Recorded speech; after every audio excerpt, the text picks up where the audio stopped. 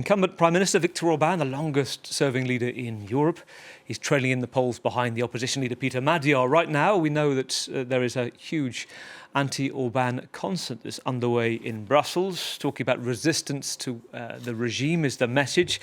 A group of artists and activists, Prime Minister Orban claims it's a grassroots event. It's organised by opposition networks and EU or Ukraine-aligned actors. These are live images coming from VSquare in Budapest right now.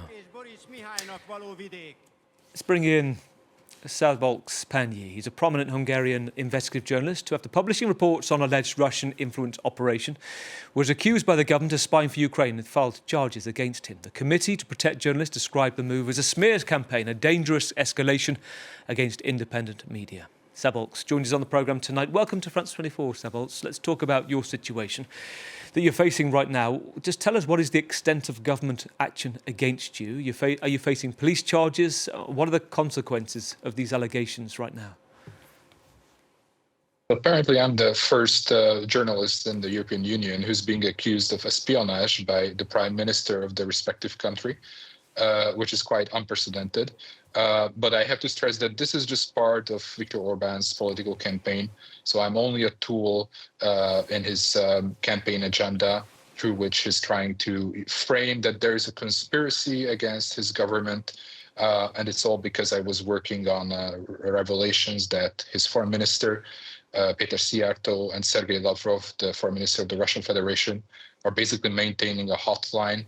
And the Hungarian foreign minister is leaking information and even handing over documents to Russia. And as a preemptive measure, the government accused me of being a Ukrainian spy. So that's the story in a nutshell. And the claim is, Szabolcs, that you're spying for Ukraine, as you talk about, but it's not the first time. Am I right to say you've been accused by the Orban government of spying for the US before as well, or at least in the interest of the US in the past?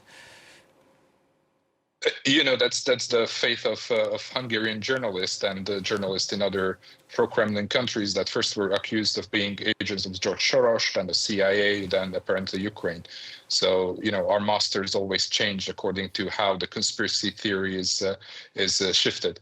But I have to tell that I was also spied on with a Pegasus spyware back in 2019. So my phone was hacked with this military-grade tool, and it's not my first rodeo. Viktor Orban has been hunting journalists, has been suppressing free media throughout his 16 years of rule in Hungary, so I'm quite not surprised. You talked about this a moment ago, the heart of the latest investigation into you, and I think I'm right to say the government have filed criminal charges against you. Tell me if I'm wrong. But basically, this was your exclusive reporting. We saw it all over the world. Alleged close ties between the Hungarian Foreign Minister, Péter Szijjártó, and the Russian Foreign Minister, Sergei Lavrov. The claims that Szijjártó shared details of confidential EU meetings with his Russian counterpart. And after the Hungarian media outlet, this particular outlet called Mandina, is described as a pro-government outlet, they secretly recorded an apparent audio conversation in which you're reportedly to have discussed with a source the phone number reportedly used by the Foreign Minister, Mr. Szijjártó, in his contacts with Russia. And that, they claim, is at the heart of this. They say it shows you were possibly coordinating with foreign intelligence. What do you make of that? Right. I mean, they are trying to spin this story. They knew very well that I'm about to publish these revelations, and we also published audio recordings of Sergei Lavrov and Péter Szijjártó talking. So what they try to frame is that I'm working with Ukrainian intelligence, who had nothing to do with the whole story. Bottom line was that I was trying to identify if Péter Szijjártó is using a covert communications tool, like, for example, a satellite phone that the Russians usually give to their agents. So in that communication with my source, this is the context, which was taped apparently by Hungarian intelligence and then leaked to a pro-government outlet.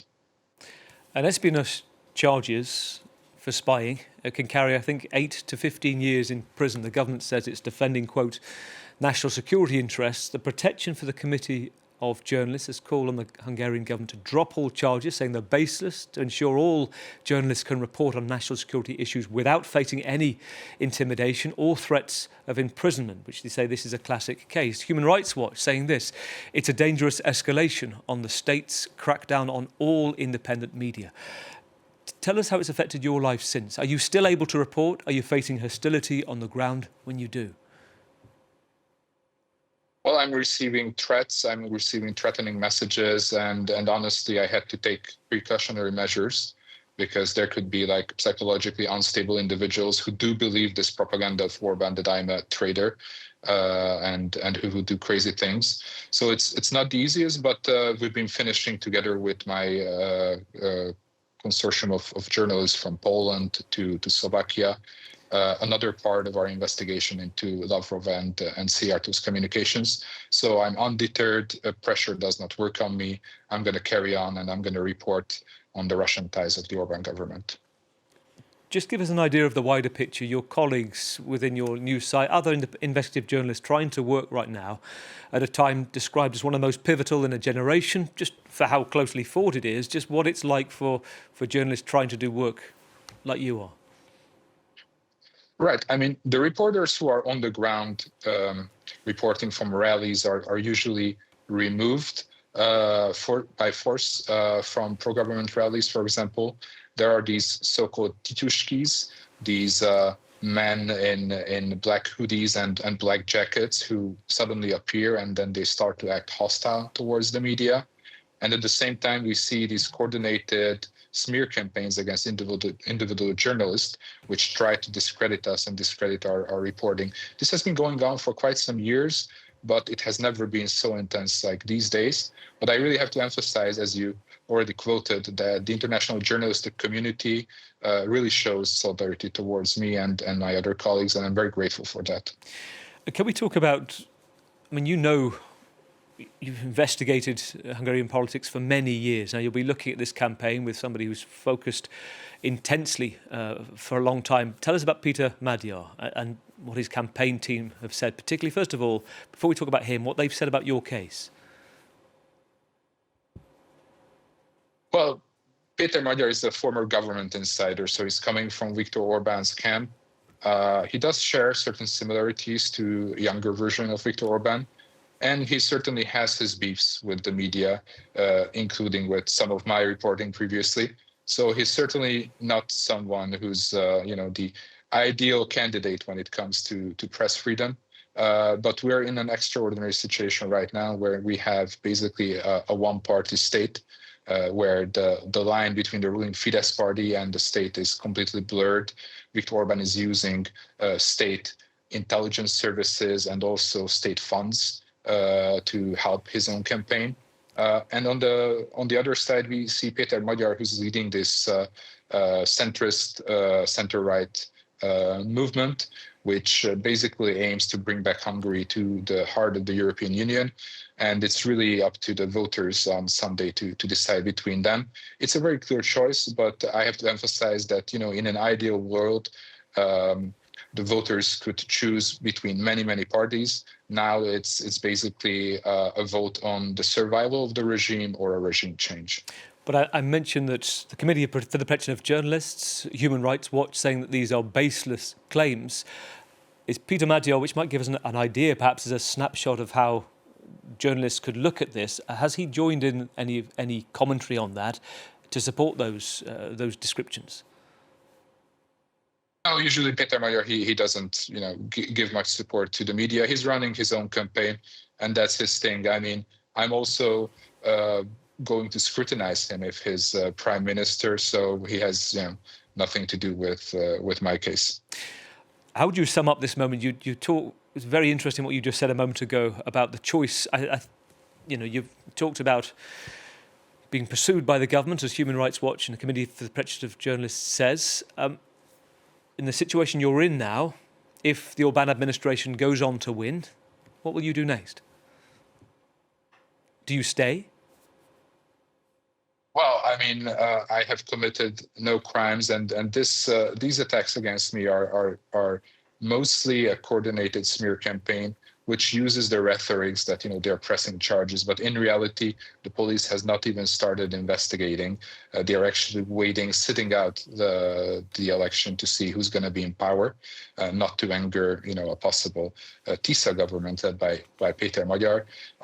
The situation for journalists has become worse and worse every year. But as I said, I'm undeterred, and whoever wins this election, I'm just going to continue my job, and whoever is in power, I'm going to hold them to account. It's fascinating when you say the choice that you've got. If you look at the headlines this week, Szabolcs, you'll see headlines saying, is this the end of an era? Is this a time for change to close relations or closer relations with the EU? And yet, he's still an unpredictable figure, Péter Magyar. If he does win to Brussels, he's relatively unknown to them. He's a campaign for now, 2 years? He was an insider within the Fidesz party of Viktor Orban. He worked within his office. So to try to understand the change that could come about for journalists, you've described him, I think I'm right in saying, as an Orban light. I didn't say that. I'm just saying that he has his habits that he picked up in this pro-government camp. So obviously he's not someone who would be an ideal candidate if only the journalists would have the votes. But Hungary is in a very, very different situation than the rest of Europe. That's what some people cannot understand, that we have a very repressive regime, especially when it comes to freedom of the press. And Péter Magyar at least says that he's going to dismantle this type of propaganda machinery, and that he's going to put an end to these hate campaigns. That would be a good start, I think. Really good to talk to you tonight. Thank you so much for your time, Szabolcs Panyi, a prominent Hungarian journalist at the outlet Direct 336 and VSquare as well, Budapest-based lead investigative editor. Thank you so much for your time tonight. Let's bring in our international affairs commentator, Doug Herbert. Very interesting listening to Szabolcs. This has not been a convivial campaign by either candidates or either party. And interesting here, as I mentioned, they know each other very well as well. Absolutely. Not only do they know each other, they're sort of cut from the same cloth, right?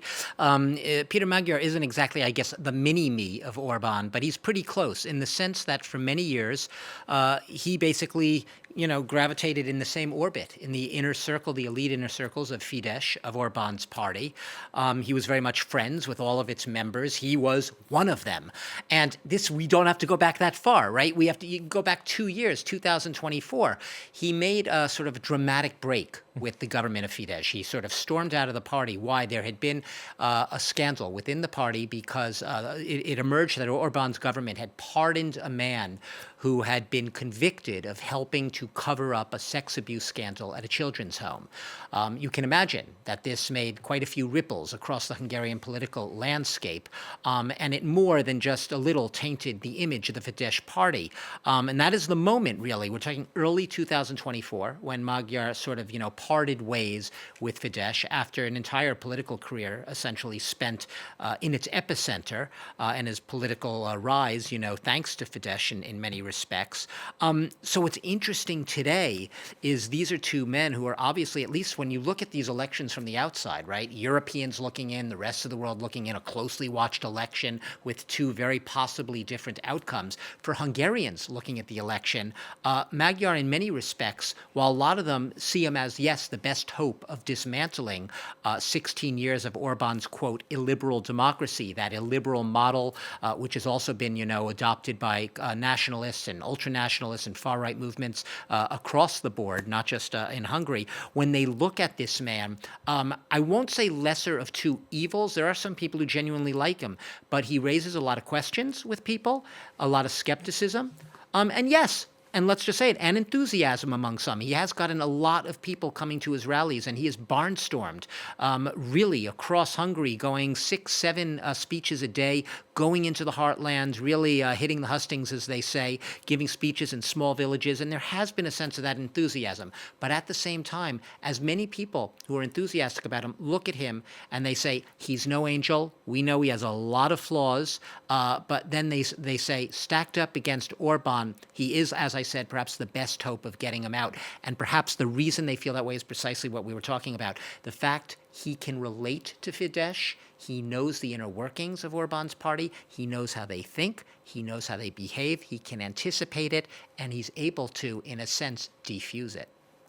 And he hasn't focused on any anti-immigration agenda. He hasn't focused on a Ukrainian stance. His focus has been about anti-corruption, about focusing on the economy. And you talk about him barnstorming, going to these different rallies. He goes knowing how to make viral hits. He goes with a thermometer to hospitals to note how hot it is, how the AC's broken down, how the conditions people are working in. His message becoming very effective in a very different way. And the reason, and you just sort of hit upon it, Gavin, the reason it's so effective is because if anything right now is I would say, irritating Hungarians, it's the fact that the public services across the country, which had been once pretty good, pretty solid, have been fraying, and more than just that. At the same time, you could call it a perfect storm of economic ills, at the same time that you've had the affordability crisis that a lot of Europeans are feeling, but a real cost of living, soaring costs for basic goods. And Hungarians, politics, local politics, especially national politics, comes back. It's the economy, stupid, right? Bill Clinton said it right. And Hungarians are feeling the economic pressures, and it is translating into a general sense of fatigue across the board, with other tributaries such as the corruption we were talking about, and alongside a sense for a generation of Hungarians that this man has been in power for 16 years, not just the supreme force, but the paramount force, having stacked the state, the media, the judiciary, almost everyone with his loyalists, and they really are aching for a change, even those perhaps who went, marching, beeline to the polls in the past to cast their vote for Viktor Orban. And it's worth saying, this is not somebody who's jumped from the frying pan into the fire. This is somebody whose career launched the party within the kind of the centre of the pan, right in the midst of the fire. Because you talked about this moment where he talked about the mafia government. Yeah. You mentioned the sex abuse scandal. Well, his wife, the former justice minister, Judith Varga, who he divorced, he released secret recordings of her, which showed what he framed as the mafia government. She described him as a domestic terrorist for it, so it tells you how he actually defended her. That's the irony. The irony is, when she stepped down from the government, he had actually said that the government was trying to scapegoat women. She had been the justice minister and subsequently resigned over this the sex abuse at the Child's Home scandal, and other events related to it. And he basically said, this is a government that's trying to scapegoat women for essentially something that at its root was its own fault. So, yes, this is a man who, like I said, is not an angel. He has been a scheming and often some see him as calculating, opportunistic politician in the Orban mold in many respects. Perhaps that's why a lot of Orban voters have a comfort zone, in a sense, with Magyar, because they see in him a lot of the traits of Orban. So you could have, we were speaking earlier, right, the Orban light sort of idea here. You sort of get the elements that some voters liked in Orban. Remember, Orban started out, he had been prime minister before the 2010 run, from 98 to 2002. Back then, he was a center-right pro-European. And Magyar actually had posters of Orban up in his room. I mean, he was sort of a childhood hero, in a sense, political hero, which is interesting. So Orban once was viewed as this almost, if not idealistic politician, at least someone who really inspired a young Magyar right now. And that, I think, is going to help his surge because people see that he understands Orban, even once admired Orban. So this is not someone whose just political instinct is to reject his rival for the sake of rejecting him. Briefly, Doug, when we talk about polls being close, it's not just about who wins, it's about by what margin to be able to affect and control and change the government. Remember what Stalin said, it's not who votes that counts, it's who counts the votes. You could chuckle at that, but look, in Hungary, it is relevant in a sense, Gavin, only because there's a lot of skepticism over the integrity of the electoral process. Because Viktor Orban was in power for 16 years, he did change the rules of the electoral system in many respects. He would say he did it to make it better, but a lot of his opponents are more skeptical than that, and they smell a rat, which is why Magyar is fighting two battles, that electoral system stacked against him, as many people see it, and also just the battle of this entrenched politician there for so long. The polls right now, one of the most respected pollsters in Hungary, Median, shows right now the Tisza party of Magyar with 58% going into Sunday's vote. 58%. And you know what the margin is? Could you even guess what Fidesz's margin is in that same poll, which is perhaps the most respected one? It's 33. 33. Yeah, I'll spare you the guessing. So that's a 25-point margin there. Now, let's be fair. Not all the polls show that. A lot of them show lower, but as pollsters will tell you, still significant gaps. There are a few polls out there. Remember, 80% of today's Hungarian media, estimated 80%, are in the hands of companies and businesses that are loyal to Orban. So some polls, a few of them, Gavin, do have a lead for Fidesz. They don't all have Magyar leading, but most of the respectable polls out there do have small to medium to that giant gap I just talked about in the Median poll, that 25-point gap. Doug, thank you.